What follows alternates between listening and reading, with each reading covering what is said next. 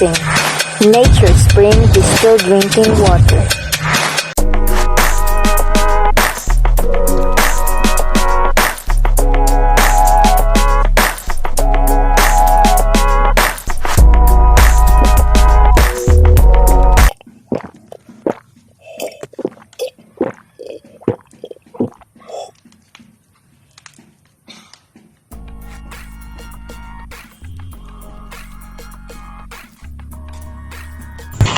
Nature Spring Distilled Drinking Water is the mother's go-to water brand and is recommended by pediatricians due to its quality, purity, safety, and affordability.